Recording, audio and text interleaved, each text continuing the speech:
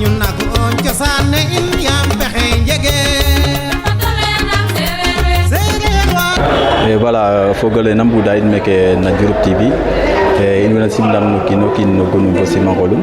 so ko lam tamit koy xaye koy nak no émission Ngalatakh i ngarid ñaɗidoyit bo meke andoona yee wax dëgg ten refu o xewele andoona ten jegu xaye te ref o xewele na Ndefleng koy nak oxu andoona yee o seereer refo rek to wara waago atkat no manam a Ndefleng xaye koy nak Ndefleng ba qooxood den a ngarid meke xaye xa jeg ka da ngawidna men ino wa Diouroup TV tamit nak ino yoon ten fa nuun bo mata fagit ka no kuna refa kam tamit nak i mbaxtaan tan o kono fa nuun xaye koy nak i ngar tamit na ndefanit encore wa Ndefleng bo an tamit nak ke i soɓidna men xaye xe yaam fogaame tamit nak oxu gareerna meeno xana xanawte yaam ke i nga'na men xaye kat fo ke i ƴookapula tamit na to fadidafule vraiment xan ta ref tige andoona yee xan ta mos lool to xan ta felit fogaame i ten taxu koy nak bo o xoyle xaye nam i leye i ngalatook o leŋ a njol leŋa ngalatook manam o xoyle Ndefleng te jeg na xëy na dañu sorano fe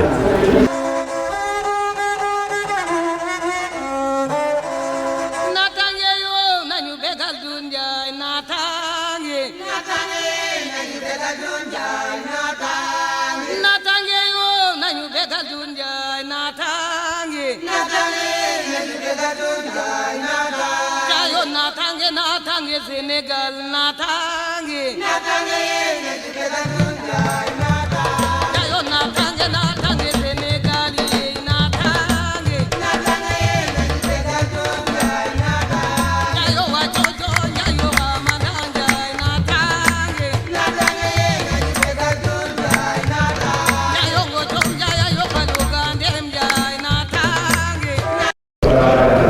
Diouroup fogole na mbuda in meke na Diouroup TV xaye koy nak i ngarid meke na Daniel Sorano no programme fe na Ndefleng ngalatooda den meke xaye tamit nak xaye koy nak i ngarid tamit men o poro maak koy andoona yee o leŋ weta ndokatan fogaame kam ceereer ne wala it o leŋ weta ndokaran tamit nak kam Ndefleng te ref o koor a andoona yee vraiment a xooxa maaga o Saarum tamit nak to wax dëgg fa ne yàlla tamit nak waagaam o lay me no gon seereer fop wax dëgg i njegee ndabidum ndaa ge ngiɓaaskan fa roog tamit nak to i tamit na o koor oxe i ngaƴkan tamit tak ta faamil fa nuun meke na Diouroup TV to ka présenter o a laya nuun tamit na ten refu an voilà nu yaare jam maxey simna wa Diouroup TV content na paax a paax vraiment merci beaucoup koor oxe wo refu an in fo Ibou Diouf Ndefleng i ref maaga journaliste animateur na radio Ndefleng FM ok fiyaam ale nu naan ten ref wa aya Ibou Diouf Ndefleng nda waagam laya saxe toko Ibou Diouf Ndefleng parce que a maate wa ne manam xaye wa na gilooxa radio Ndefleng tamit nak wala tamit dena gon Ibou Diouf to an ke tamit sax refna Ibou Diouf nda kon nak Ibou Diouf o tayek tamit nak a faamil fa nuun ana waxtaan fa nuun tamit nak xaye xe deki lome Ibou Diouf o yeng wala Ndefleng xaye xe ten ref o yang xa pod num ten ref o yeng Chef Khadim Ɗikandeer 20e édition dando fana na xaye kam Théâtre National Daniel Sorano na adax kilifa fe ado xana mbal Ndefleng ref président Mbagnick Ndiaye ten fo membre kan bureau fe Ndefleng fop oui nda xaye xe a qurole andoona yee ganu ngorin xaye xe oxu andoona yee ten refu o seereer tamit nak a waro garid men xaye xe nu mbar no ngur meke xaye xe ndax est ce que tamit nak ka jegan nenu mbarna wutan tam wa ngaranga wax dëgg a njeg ka da ngaditna i service d'accueil o men danaka o kiino kiin a jega a lasof parce que artiste ke a mbadidayo to den fop a mbadida a cooxa itam a cu'ax den déjà a jega andoona yee den a ndalna artiste ke a ndalna aussi les invités fop we men a yifa den une bonne organisation i kaaga daal ten refu tiye organisation na andoona yee daal o kiino kiin daal o garanga xan mi dans de bonnes conditions mo fuuda bo ne fad o dal fo xaad iyo kon nak laykim dara a jolanga lewong mais comme que a yakamto ndik to fogaame ko fog no programme ben tigen goor ke i ngaƴong rek o topatooxa den i d'accord anda ye mi refu micro central mi refu MC mi gérer ke en même temps mi no organisation anda rek comme Ndefleng moom c'est nous dans nous o kiino kiin no ko waagoona dam rek pour programme ne continuer kaaga daal ten joka njal a paax koor oxe merci beaucoup wone nam dina Ramo Diop jelo an na Diop dola in fayanga na Ndefleng me xela nge deɓ awa fa Adam voilà joka njal neɓ awa fa Adam content nam parce que ko xoy ga am radio sax vraiment content nam félicitations et bonne continuation ok merci beaucoup ok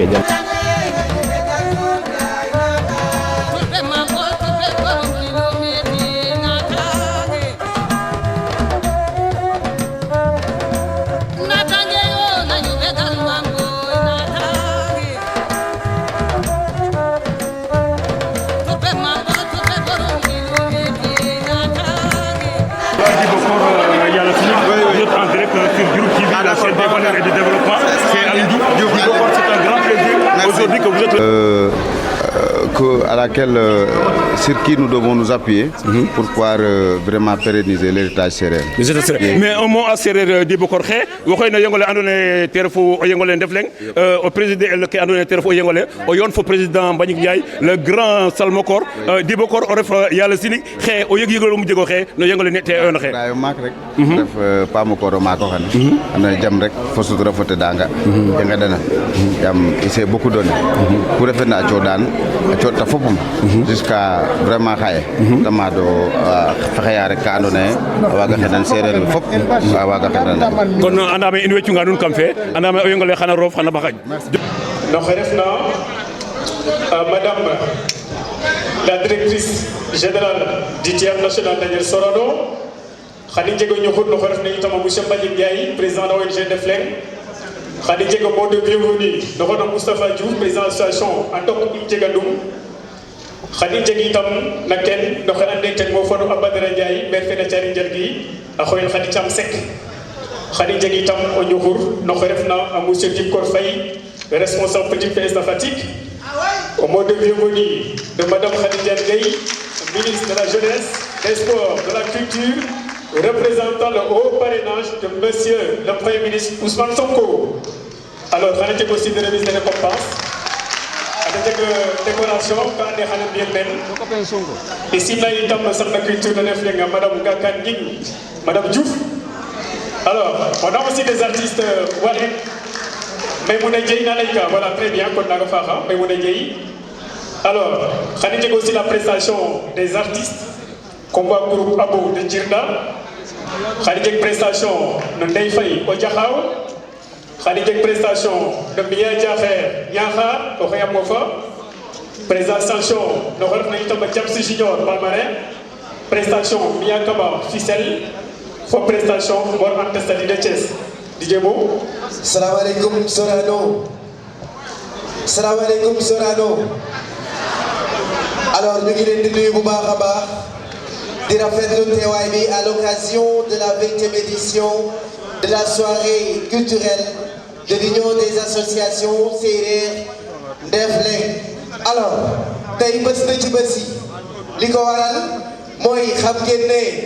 les Sérères bu ñu wootee bés la boo xam ne dafay neex parce que dafa nekk benn ethnie boo xam ne sincèrement li ñuy représenté ci Sénégal dafa am solo trop. Alors ñu ngi nuyu les ministres yi nga xam ne ñoom ñoo ñëw fii ngir ànd ak ñun bés bi waaye di nuyu aussi les directeurs généraux, les PCA, aussi les honorables députés. Merci pour la présence. En tout cas, nous vous souhaitons la bienvenue ici dans ce lieu mythique, le Théâtre National Daniel Sorano. Voilà, les Madame la ministre Maïmouna Diaye, mu ñëw jël parole ci discours yi.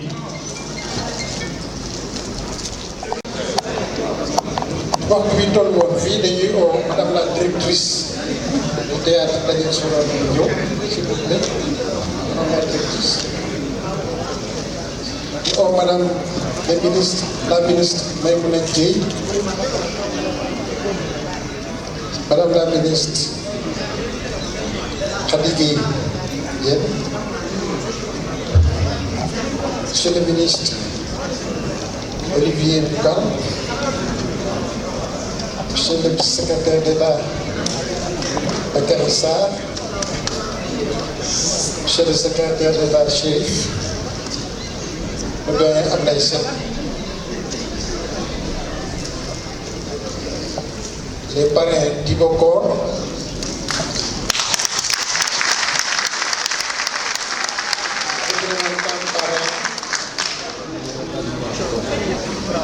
ñu ngi jox parole bi madame la directrice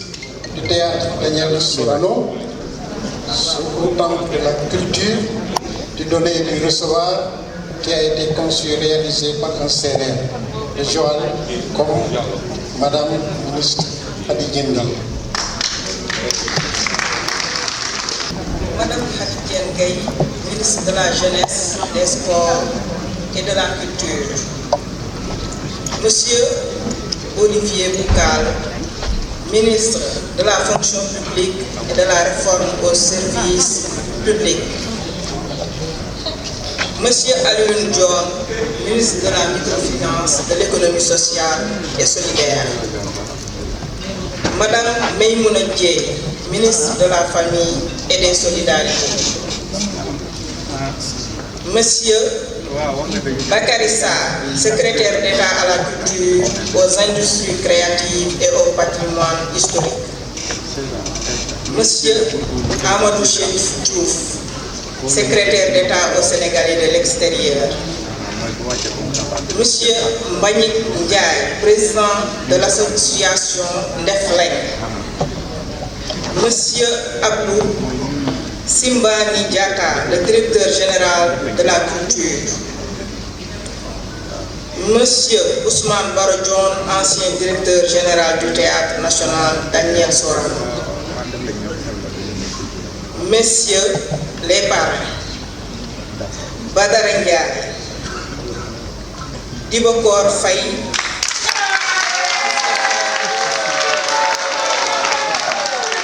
honorables invités.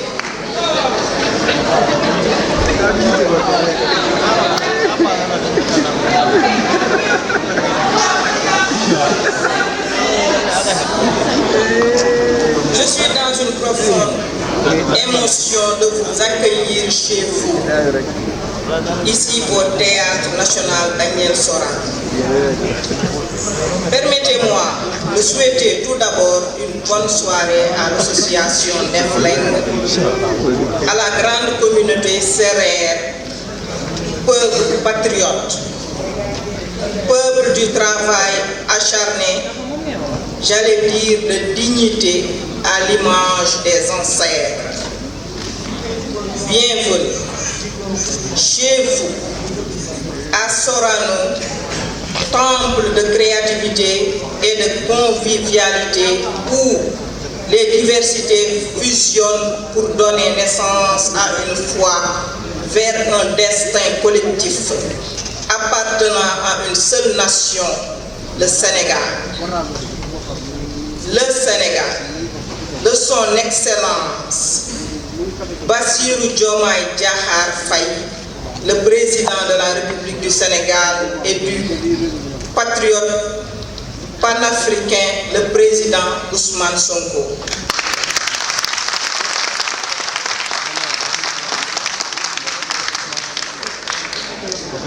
Mesdames et messieurs, honorables invités, la culture est notre identité et le théâtre national en est un pilier essentiel. Merci à tous d'être venus pour magnifier cet héritage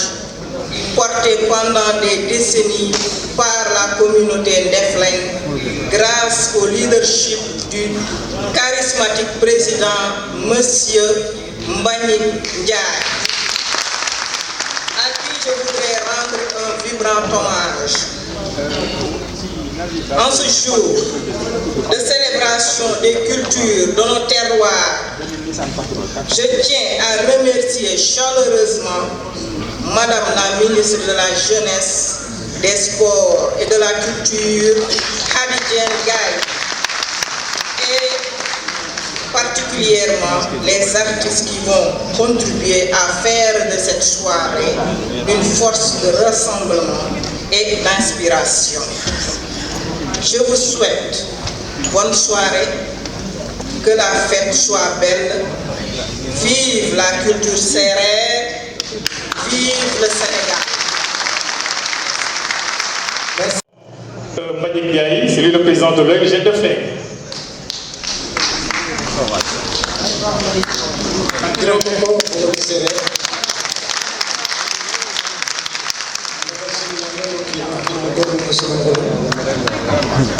Passeport na baax mi andoona yee in lay ca tarde commencement fe xaye koy ka jeg o ɗaye in seereer we o ɗayo maak yaam ka mbi'a soirée Sorano yaay mbi'an bo xaye Khady Diène Gaye a ref oxa andoona yee ka garoogu a fuɗiiɗa soirée que def ta ñaaña bo roga fi une ministre la jeunesse, la culture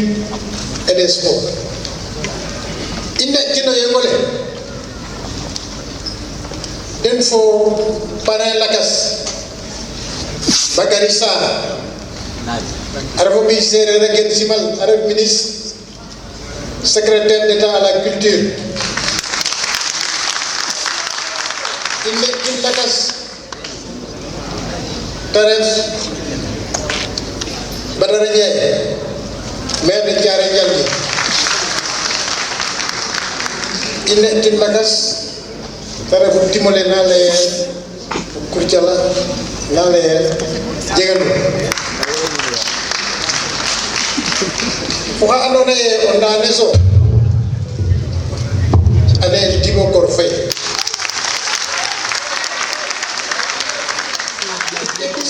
in me ke xey araf cosaan fa aada séeréer araf ka andoona ye faak fa fede faak ka ñoowogun bo muxke xadi joka njal wo taxu plusieurs ministres a ngara madiidoyo xaye leke la soirée fe andoona ye kay placer in sous le patronage de Séeréer taref le président Diomaye Diakhar Faye inde kaga doye kay xotka o Joola o pat in taref le premier ministre taref Ousmane Sonko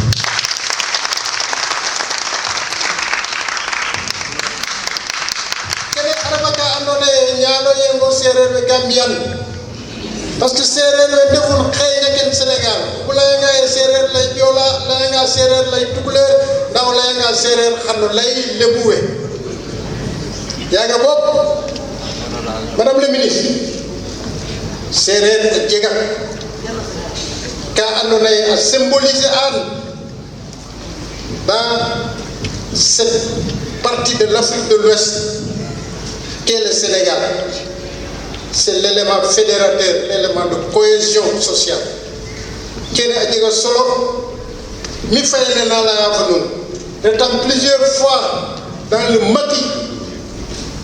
du temps de Ablaye Wade pour rencontrer les rebelles, pour rencontrer avec Diamacoune Senghor, pour rencontrer Bertrand Senghor. Et nous avons fait, nous, Sérères, défiler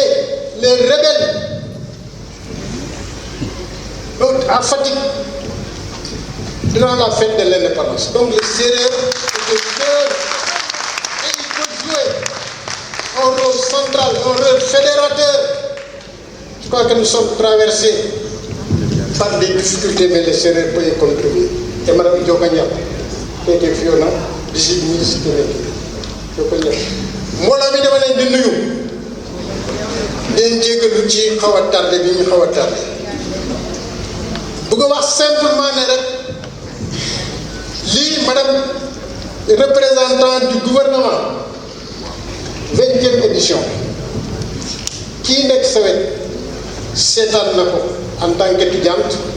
seetaan na ko en tant que et cetera plusieurs fois ñun ñu ngi koy gërëm di ko sant parce que nag yàgg nañu di organiser mais à cause d'elle grâce à elle et par sa volonté sa détermination moo tax mu indi leen yéen ñëpp yaasam roga sutura no ok refora madame la ministre séeréer saa ngi ni depuis 20 ans chaque année ñëw à Sorano suñu ñëw Sorano nag pour wane suñu cosaan suñu aada suñu xam-xam xam leen ne séeréer yi ñoo nekk cœur du Sénégal koo ne séeréer ne Joola koo ne Joola ne séeréer koo ne séeréer ne Halpulaar koo ne Halpulaar ne séeréer mais koo ne séeréer aussi nga ne Lébu mun ngaa dem sax bi ci soose yeeg saraxole yeeg yooyu parce que ñoo nekkoon suñu séeréer donc ñun nous sommes une ethnie une communauté diverse parce que am na séeréer non séeréer ndu séeréer Podor séeréer Safeen séeréer seen gën ñooñu ñëpp ñu ngi ci biir Ndefleng plus de 113 cellules de base moom la ñu am dans le département de Fatick et chaque cellule compte 50 personnes au niveau. boo xoolee sur tout le Sénégal de région bu nekk am nañ fa une structure associative dénommée qui est membre de Ndefleng te kenn mënut a bokk Ndefleng rek te amoo récépissé ministère de l'Intérieur. Donc nous sommes une communauté associative extrêmement importante damaa bëgg ngeen xam ko xam gëdd gi xam cosaani séeréer xam li séeréer mun man mii ngay seet dem naa plusieurs fois dans le maquis du temps de Ablaye Wade dajeeg chef rebelle dajeeg Bertrand Diamacoune Senghor dajeeg Abbé Diamacoune Senghor donc séeréer si ñu ngi nii à la disposition de la cohésion sociale à la disposition de l'unité sociale war nañoo mën a continuer jouer ce rôle là surtout que le président de la République est un séeréer pur sang nekk nag benn ak un Joola pur sang donc séeréer Joola bi ñu nekkee dañoo war a ànd rek gërëm président de la République mi nga xam ne mooy Bassirou Diomaye Faye mais di gërëm aussi premier ministre moom mi leen délégué combien de ministres la ñu am fii suñu benn jaami joolaa ngi nii ah monsieur Olivier Boucar xam nga ne noonu lii moo symboliser la culture séeréer d'une manière générale donc c'est l'unité c'est la cohésion on est entièrement à votre disposition di leen gërëm di leen sant di gërëm nag di sant comité d'organisation bu nekkutoon Ngakane sa volonté sa détermination son opinion traité ah mais mu nekk jigéen bi dëgër bopp ne dina am bi am na jërëjëf Ngakane madame la ministre sama dafa ko war a témoigner fii ci sa kanam parce que man mii kat pour wax dëgg moom moo leen dina am ànd ak ñoom Aziz ak ñoom Thomas dina am gis nga sax bu ma ñëwee ba di dem sa bureau xam nga sawaru moom mais nag noonu la demee kon nag sa doon fet en tout cas séeréer yaa ngi amoon disposition. Merci beaucoup, M. Mbagnick Ndiaye, président de l'ONG Ndefleng. Merci, vos applaudissements pour Madame Fati. Merci beaucoup, MC. Onze billahi mina seytaan rajim, bismillahi rahmani rahim. Barke Serigne Babacar Sy. Madame la ministre de la Femme, de la Famille, ainsi que Madame la ministre de la Jeunesse, des Sports, de la Culture, sama xarit sama niroo waale Khady Diène Gaye,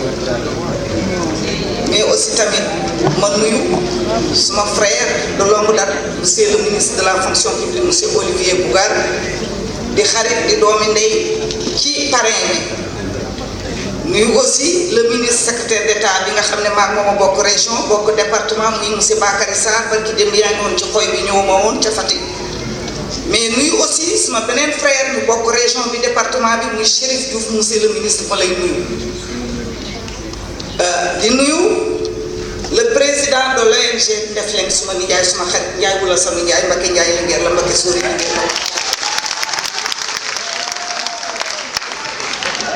yow bu ñuy wax la culture séeréer di wax diggante Aguet et Diamboñ diggante séeréer ak Joola yaa ko dekkal ci réew mi ndax Aguet et Diamboñ ñeenti doomi ndey lañ woon muy Aguet et Diamboñ ñun Fatick ñu féete ko ak l'ancien gouverneur de la région Saliou Sambou ak itam Debbo ak Ndew mu doon ñeenti doomi ndey yu réeroo woon waaye ñu daje histoire bi xëjul fii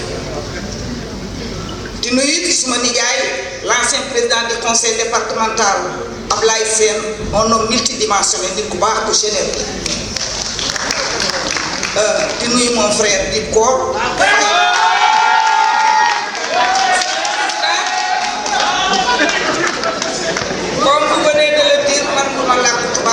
laay làkk ndax nag je suis communicatrice traditionnelle en même temps bàjjenu gox da ngeen a def lu rëy ngeen jël monsieur Badara Ndiaye maire de Thiaré Ndialgui président de la fédération sénégalaise Sport Travail membre de OSTAR sur la sous-région ma ànd ak monsieur Ablaye Seck muy troisième vice-président de la fédération sénégalaise Sport Travail chargé de la culture man Sport Travail may président commission culturelle Badara dafa crité moo tax ñëw waaye ñu sant son excellence le président Bassirou Diomaye Diakhar Faye sant suñu jaam boobu son chef du gouvernement monsieur Ousmane Sonko ndax nag séeréer yi walaay dafa yàgg tonton Mbagnick Badara sant na leen gërëm leen damay tënk wax ji ndax taxawaay bi dafa yàgg yàlla mi am seen fay yal na leen fayal boppam du moom rek a nekk ci Sénégal du moom rek a nekk région de Fatick du moom rek a nekk ci département bi waaye da ngeen doon tuddee frère am muy Dibkor tuddee ko Badara sant leen gërëm lii yàgg nañ koy def fii may sant le comité d'organisation waaye di sant l'ancien directeur Sorano muy suma frère Ousmane Baro Diop di sant tamit l'actuel directeur madame Oumy Diakhaté nga xam ne man dama faral jigéen ñi parité nañuy gën di nommer jigéen ñi rek day gën a di sant di stop yëpp lii nag tonton Mbagnick bëriwul Badara Ndiaye moo leen ko jox. Merci beaucoup Khady Thiam Seck léegi sans plus tarder dañuy wane ki nga xamante ne mooy responsable politique PSU Fatick Dibkor Faye à la parole.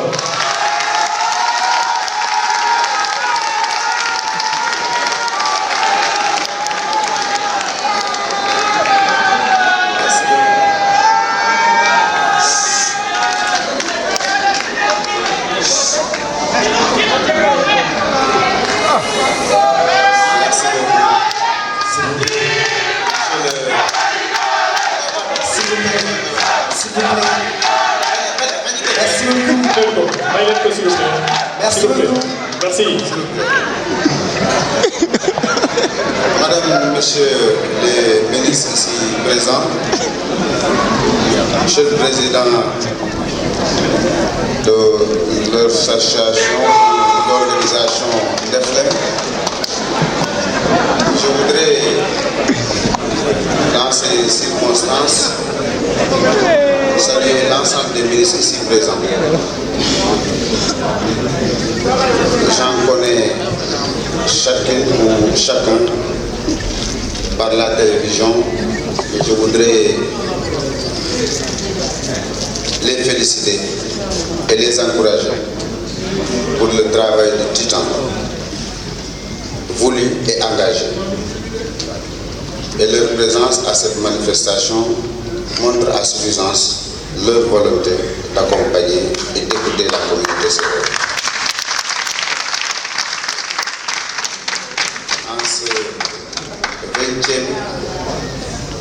Dans cette 20e édition, que toute cette assistance soit là et que vous, en tant que président, de par tout ce que vous avez entrepris dans le pays, vous auriez pu prendre votre bâton et aller vous reposer, puisque l'hivernage tape plus ou moins dans le site, aller plus ou moins dans l'agriculture. Vous réinventez et essayez de compter l'ensemble des faits que vous avez accomplis dans le pays et au plan international. Mais vous restez à côté de vos jeunes frères pour pouvoir nous accompagner tous et nous indiquer le bon chemin.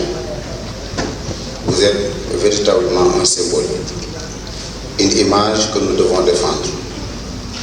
Et aujourd'hui, comme je le disais tout à l'heure, je leur disais que c'était 6 jours avant la commémoration de l'anniversaire du Théâtre national de Sorano, où on se retrouve ici pour célébrer toute une communauté, une belle communauté sérère qui a tracé son sillon et qui continue de le faire. Madame, Messieurs les ministres ici présents, partagez avec nous cette belle soirée, mais aussi partager cette belle soirée avec le président de la République et son premier ministre. Nous sommes cette génération de jeunes sérères qui essaient de passer sur les voies nos illustres prédécesseurs, le président Senghor, le président Ousmane Tanor Dieng, Mbagnick Ndiaye, Abdoulaye Sène, sans oublier le président Macky Sall, son excellence.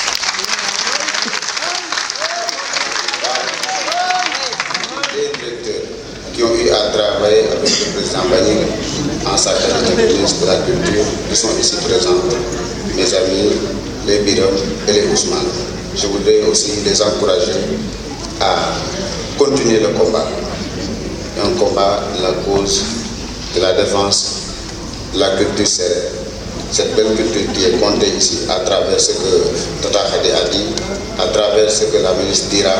et à travers ce que l'ensemble des ministres diront, c'est-à-dire cette belle communauté sérère qui n'a jamais été un facteur bloquant pour la marche du pays. Merci beaucoup, Tonton Mbagnick, pour le témoignage et la considération. On aurait pu peut-être ne pas prendre la parole, étant entendu que nos grands frères et nos grandes sœurs, ministres et tantes, sont là. Mais vous avez bien voulu partager cette belle journée avec nous en nous donnant la parole. Merci beaucoup encore une fois. Le passage et plus ou moins l'encadrement. Je vous remercie. Tonton Bakary, je voudrais aussi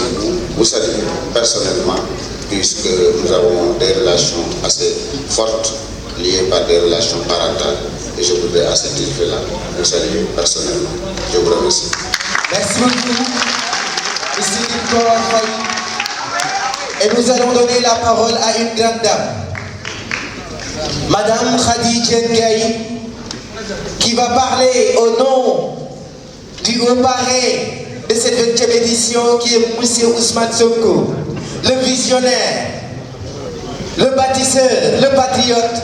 Si vous me permettez de dire, moom mi fekkoon Sénégal ci guddi di bër set a gudd mu dimbale ñu ba tey Sénégal nekk ci beneen Sénégal dinañ ko Sénégal vision 2050.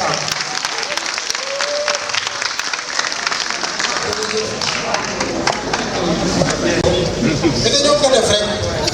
benn entorse tuuti rek avec l'autorisation de madame la ministre ci prise de parole dañoo am jàmm ju rëy jàmm ju ñuul kukk ñëw fii bu jëlul parole bi suñu cere yeeg suñu laax yi dina doy waar te moom ñànkatang la yor xam ngeen doone ñànkatang la parole est à monsieur le ministre Bougar. Asalaamaaleykum.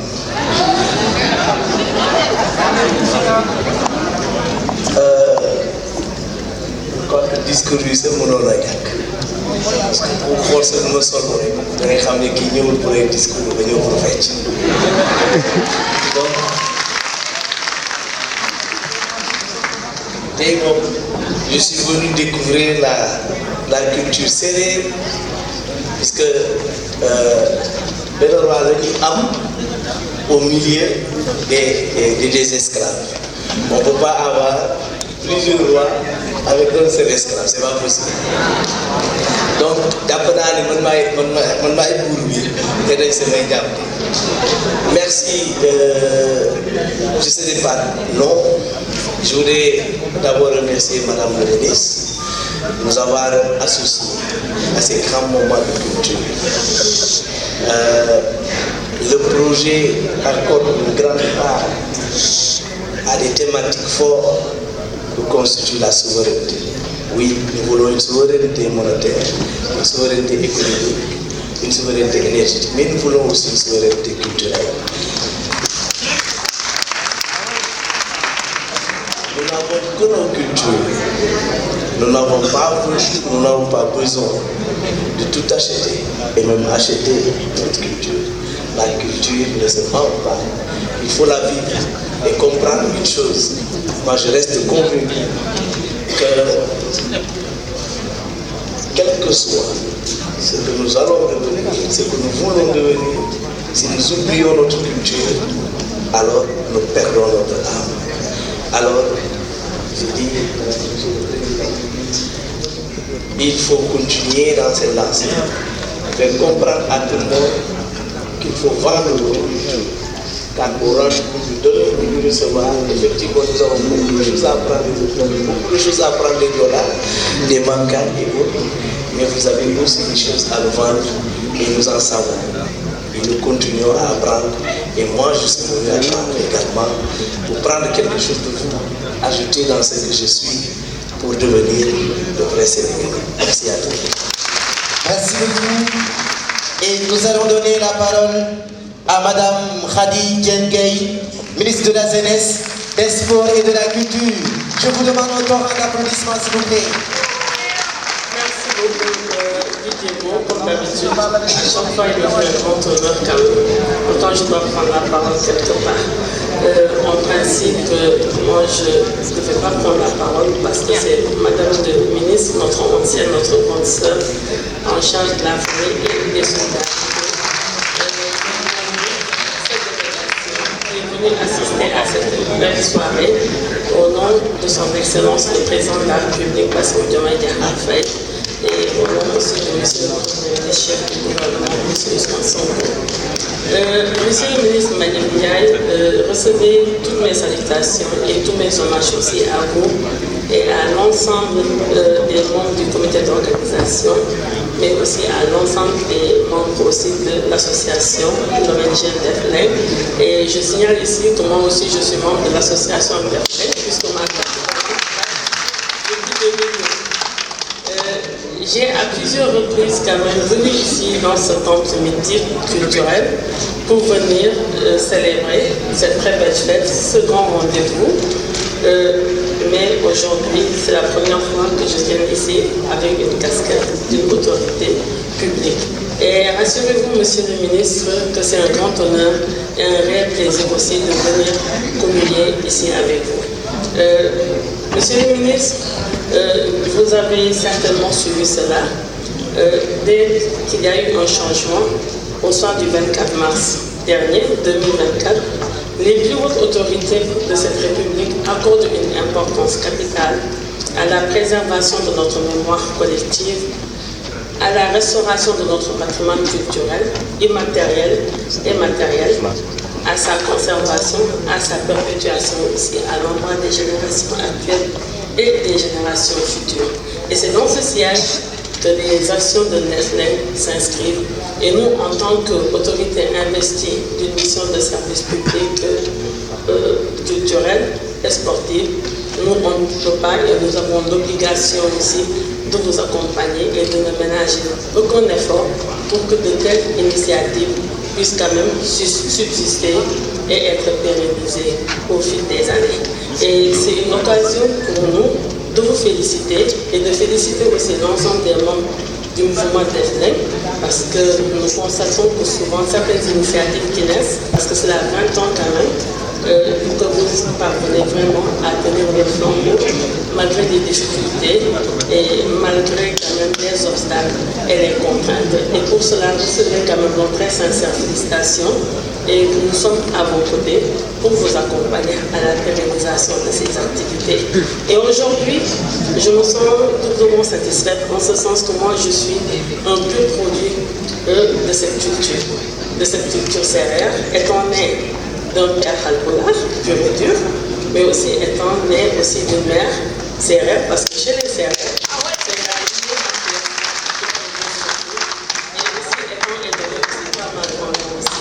qui est issu de l'ethnie debout et de l'ethnie sérère.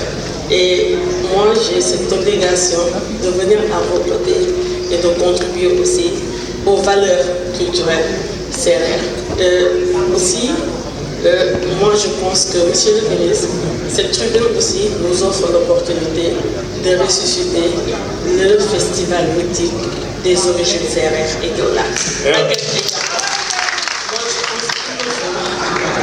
parce que cela n'existe qu'ici au Sénégal. Et d'ailleurs, toute la sous-région nous envie ces liens de parenté et ce cousinage qui existe entre les différentes ethnies, Pulaar, Joola et Sérère. Et en tenant de telles initiatives, pour l'ONG Ndefleng, moi je pense que vous avez un grand rôle à jouer pour faire perpétuer les différentes valeurs que nous avons partagées. partagé depuis des générations et des générations jusqu'à présent. Pour finir, je vais dire juste à mes parents sérères, du repos, pour le sérère, Mekhe Simnano, Mekhe Simna Pogole Ndion, Sin Sin, Djegem Djegem, Palo, Ndutu, Safi Safi. So Khaye Ingam Meke, au nom Union Meke, comme Madame le ministre Meke, Monsieur le ministre Olivier Boucal, Monsieur le ministre Chérif Diouf, Bakary Sarr, président du conseil d'administration, Office national des pupilles de la nation, honorable député Faye, Oné Matinton, Ingam Meke, pour célébrer Khaye, la grande nuit sérère. Au nom de son excellence, le président de la République, Bassirou Diomaye Diakhar Faye, et au nom aussi de monsieur le Premier ministre Ousmane Sonko. So Khaye nag Ingam Meke mais mën a yee au ref tamit a ref ubbi lépp so i waage monsieur Dieng teranga fanaan la nekkee c'est pourquoi monsieur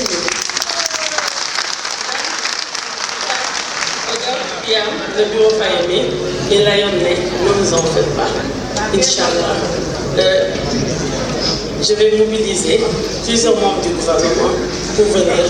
à vos côtés. So, Igilma Rogaya, so, Indaya est avec nous. Nous avons un grand rôle à jouer pour la pérennisation de la culture sérère, mais aussi la pérennisation ici des autres cultures ici au Sénégal. So, il y a son Rogaya, Adjiaou, santé, et prospérité, so il y a son grand service avec Adjiaou, un Sénégal prospère, souverain et juste.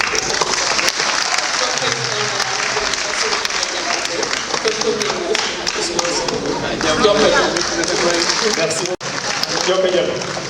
Madame Khadija Gaye, donc nous allons continuer. Cette fois-ci, nous allons accueillir Madame Maïmouna Gaye, ministre de la Famille et des Solidarités. Vos applaudissements, s'il vous plaît. Merci.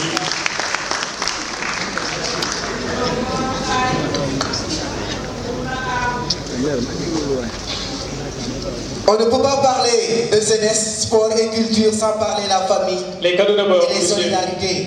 DJ. Oui. Les cadeaux d'abord. Ah oui. Les récompenses. Merci en tout cas à la communauté sérère. Le pagne sérère, le pagne tissé. xam nga lu ma gën a neex ci séeréer mooy seen gëm yàlla ak wóolu ko ndax séeréer rek mooy jël ay millions def ko ci suuf ne yàlla towal mu sax ma jox askan wi ñu njëriñoo tàccu leen seen bopp s'il vous plaît.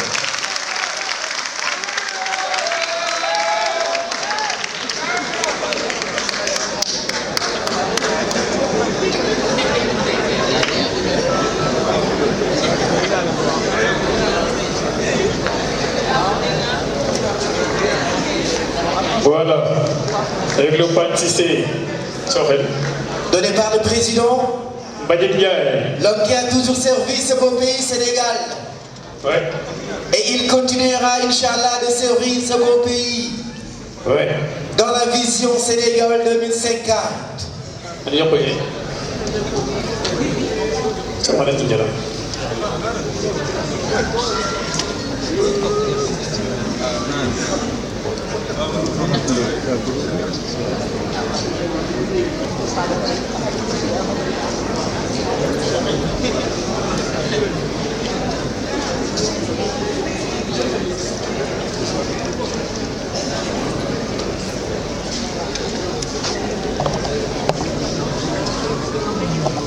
Voilà, merci beaucoup, Monsieur le Président Mbagnick Ndiaye. Merci également à Madame Khadija Gaye. Merci à la ministre Maïmouna Gaye, au ministre Olivier Boucal, au ministre Daouda Ngom, au ministre Abbas Fall. Merci beaucoup. On les applaudit. La parole, Madame. Bismillahirrahmanirrahim. Mbokk yi maa ngi leen di wax asalaamaaleykum wa rahmatullah taala wa barakaatuhu. am naa mbégte lool teew fii ànd ak suma ay frères ak sœurs. D'abord madame le ministre de la jeunesse, de la culture, des sports et de la culture madame Khady Diène Gaye mi ma jox ci jiite délégation bi te xam ne moom ci boppam mënoon na ko mën a jiite mais ànd ak suma ay càmmi Amadou Chérif Diouf ministre chargé des Sénégalais de l'extérieur monsieur Olivier Boucal ministre de la fonction publique et mon frère Bakary Sarr secrétaire d'État chargé de la culture di leen nuyu di jiite ci nuyoo bi madame la directrice du théâtre national Daniel Sorano mais di ci teg ki nga xam ne nag moo jiite li nga xamante ni mooy Ndefleng monsieur le président Mbagnick Ndiaye ma koy nuyu di ko jox wàccuwaayam ci ki mu doon ci biir Ndefleng mais surtout ci li Ndefleng doon ci biir Sénégal moo tax dama lay wax monsieur le président il faut continuer Ndefleng mënul jékki-jékki rek taxaw donc yàlla na ko yàlla may gudd fan yàlla na Ndefleng jëm ci kanam mais surtout pour la promotion de la culture ndax culture dafa nekk loo xam ne dafa nekk au début et à la fin de toute civilisation donc lii ngeen téye muy l'ONG Ndefleng na ngeen xam ni force la ndax culture ci la ñuy jaar pour defar société culture dafay jouer rôle bu am solo muy loo xam ne nag ci lii ñun ñu dëgmal muy la vision du président Bassirou Diomaye Diakhar Faye culture daf ci am wàll bu baax a baax moo tax jataay yu mel nii dañuy ñaan yàlla mu diversifier culture yépp di daje muy joolaa bi muy séeréer bi muy tukulóor bi muy wolof bi muy soose bi mais culture yi nga xamante ni yépp surtout la culture ethnique yu am ci Sénégal ñu mën ko ci dundal ndax nit amul lu dul li mu doon sans la culture on n'est rien moo tax ma am mbégte tey ñëw fii toog gunge leen ci seen discours yi di féliciter nag ma sœur Khady Diène Gaye ndax lii mu réussir lii moo war parce que nag bu ngeen di organiser wala yu mel nii di am dafay baax ñi nga xamante ni ñoo nekk ci bopp réew mi ñu leen ci boole dafa am solo moo tax ñu nit ñu bàyyi suñu ité yépp ñëw ànd ak moom gunge ko ci lii nga xam ne mooy seen bés di wax rek ni li ñuy gën a jàng ci li nga xamante ni mooy force Sénégal bokk na ci li nga xam ne mooy le cousinage ethnique wax nañ ko léegi ci diggante joolaay ak séeréer si muy diggante Aguène ak Jamboñ yegg ci ba ñu naan bu séeréer ñaanalee joolaa mu dal wala bu joolaa ñaanalee séeréer mu dal loolu c'est très fort kon bu ñu ñaanalee lu baax foog naa jëriñ rek lay doon di wax ni nag ci barke ànd boobu nga xam ne ñu ngi koy ànd ethnie Sénégal yépp jàppante ci ñu ngi leen di ñaan aussi ngeen ñaanal ñu jàmm ci réew mi ngeen ñaanal ñu nag lii nga xam ne mooy le gouvernement du Sénégal avec le président de la République Bassirou Diomaye Diakhar Faye à la tête, le premier ministre Ousmane Sonko à la tête du gouvernement ñu am jàmm ci réew mi parce que bu séeréer bi ñaanee joolaa bi ñaan tukulóor bi ñaan soose bi ñaan wolof bi ñaan ñëpp ñaan saraxule bi pour bañ leen fàtte foog naa ni incha allah rabbi dinañu am jàmm ji war ci réew mi ndax ci jàmm la lépp xaj ci jàmm la développement bi ñu bëgg pour Sénégal am soxna Khady wax na ko léegi dañoo bëgg une certaine souveraineté mon frère Boucar ne waaye une souveraineté culturelle nit bu amul culture du dara nous avons notre culture nous avons nos valeurs nos us et coutumes nañ ko jàpp bu baax ba xam ne mooy suñu sol ndax kat nit bu xamul fu mu jëm day dellu fu mu jógee te lii ngeen di organiser tey jii mooy seen cosaan mooy suñu cosaan sax laay wax ndax man nii waa Caajaay laa te Caajaay foog naa ci jegeen la bokk suma papa Caajaay lu juddoo wax dëgg yàlla du ñu séeréer waaye famille bi séeréer yi bari nañ ci ndax soxna yeeg tante yeeg ñëpp ay séeréer bari nañ ci kon dama naan ci laa bokk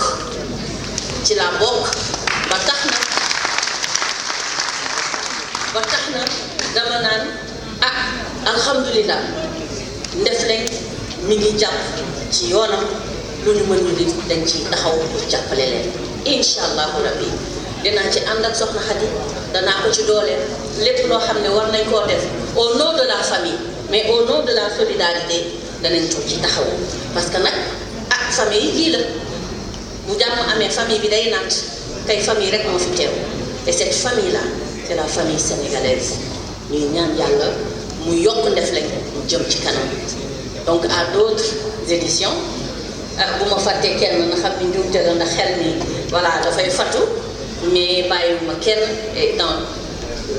l'assemblée générale toute cette salle maa ngi leen di wax à la prochaine fois di ñaan yàlla soirée bi réussir au nom du président de la République Bassirou Diomaye Diakhar Faye et du Premier ministre Ousmane Sonko maa ngi leen di souhaiter une réussite à cette soirée. dañ ma ne nag ñaari cadeau ñoo des benn bi yéenay tànn nag ku ci nekk en fonction de son thème benn bi Bassirou Diomaye Diakhar Faye moo ko moom beneen bi ko moom l'esclave des Sérères moo ko moom. Voilà, merci monsieur Banigay, merci monsieur le ministre, merci monsieur le secrétaire d'État.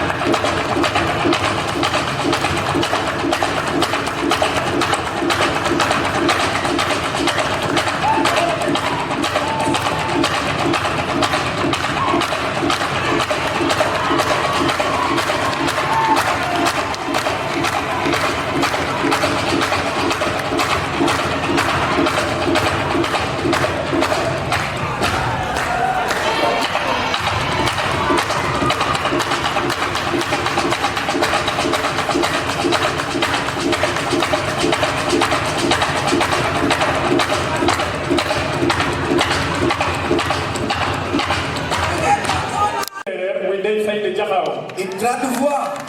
une artiste digne de son nom. Digne de son nom, boo xamante ne vraiment fi gan. du gan nga def léegi parce que chaque Sorano day ñëw. Il y a de cela presque une quinzaine d'années li ngeen ko def léegi. Donc elle est de Diakhao dans la région de Fatick. xam nga lu ma gën a neex ci moom mooy que à chaque fois day ñëw te saa bu ñëwee ñu gis beneen facette ba pare mu nekk vraiment daanaan waaye di gunge xale yi di leen wan nan la ak naka la donc tey xam nga 20e édition la dara du yomb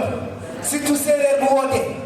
Voilà léegi nag am na un gars qui est là muy Moussa Thiam nekk coordinateur séeréer ICAT bu def léegi.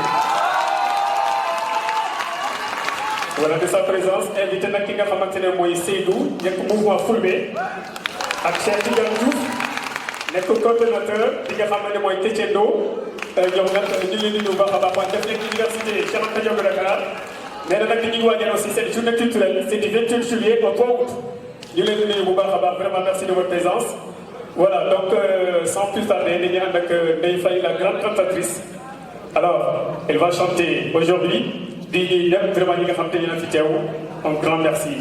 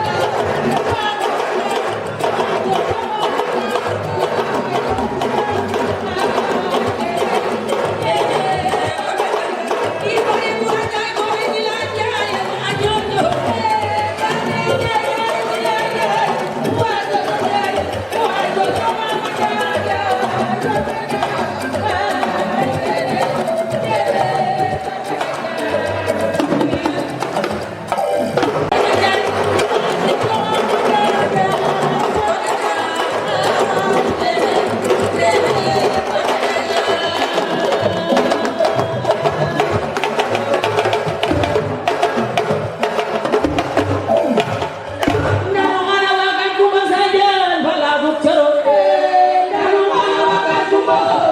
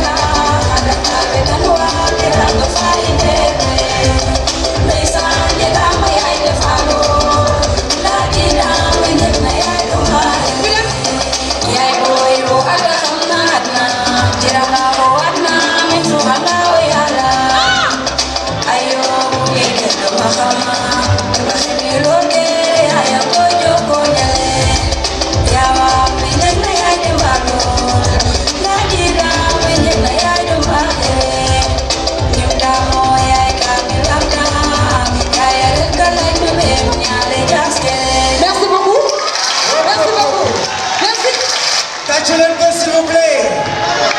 Elle a du talent. Merci, elle a du talent.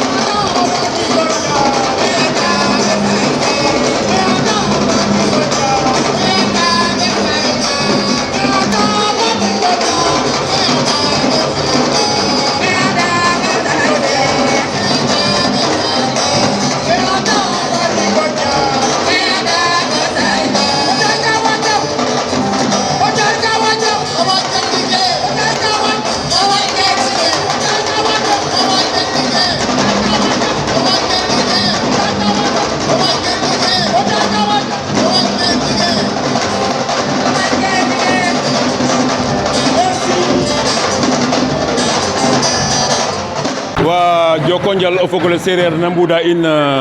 no Diouroup TV, la chaîne des valeurs et du développement, xé arrêt ou 20e édition la nuit culturelle de Ndefleng national. Xé koy indefmen pour le nouveau coordinateur de Ndefleng UCAD. Yakaramale Ndefleng national, Ndefleng UCAD aussi kadamtan brancho no kaga et Moussa Thiam waxay na Diouroup TV, la chaîne des valeurs et du développement. Anda men sax o daw djégé étudiant ke wéci na karale parce qu'ils sont venus massivement